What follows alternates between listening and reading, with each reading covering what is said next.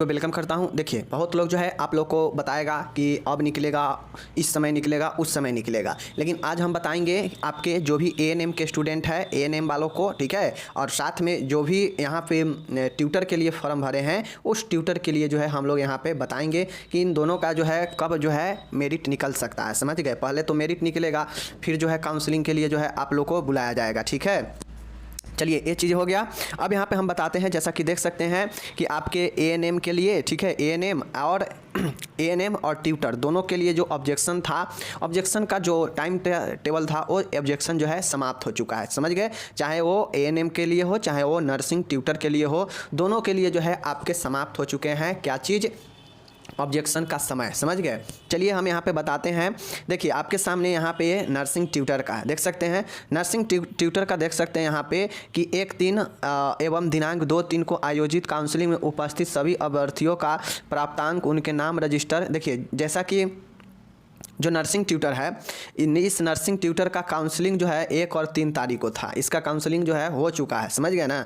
तो ये जो है इसका काउंसलिंग हो चुका है। अब ये काउंसलिंग होने के बाद मात्र जो है 5 से 6 दिनों का समय दिया कि आप अपना आपत्ति दर्ज कर सकते हैं अगर किसी भी प्रकार के आपको जो है त्रुटि लगे तो। समझ गए ना?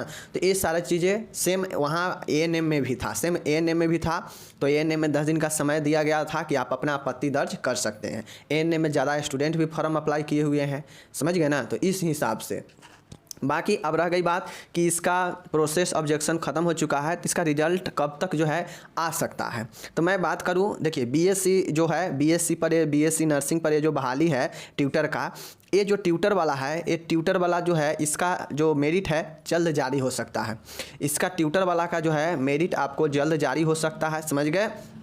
जल्द मतलब 2-3 महीना, 1-2 महीना तो समय ले ही लेगा, 1-2 महीना तो समय ये ले ही लेगा। समझ गए ना? और उसी तरीक़ा से बात किया जाए एएनएम का, तो देखिए मैं पहले ही बताया था, जब फॉर्म अप्लाई हो रहा था ना, तो मैं बताया था कि एएनएम का क्लियर करते करते आपको जो है पूरा 24 ले लेगा।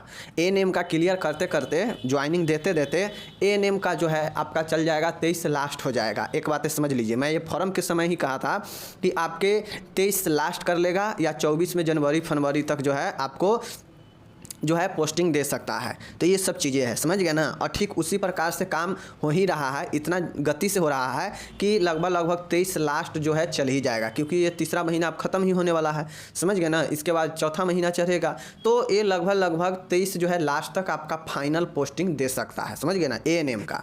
रह गई बात ट्यूटर का, तो ट्यूटर का देखिए, ट्यूटर का जो है चूँकि ट्यूटर में कम अप्लाई होता है, कम पोस्ट भी है, तो इसलिए कम बच्चे का ही जो है मेरिट बनेगा, तो इसका काम जल्दी हो सकता है। समझ गए? तो ये जो चीज़ें हैं, ये आपका नर्सिंग ट्यूटर वाला का जो बहाली है, ये जो है आपके 6ठा महीना तक, समझ गए ना, मिड मतलब 2023 के मिड तक, मध्य तक जो है पोस्टिंग दे देगा ट्यूटर का। समझ गए?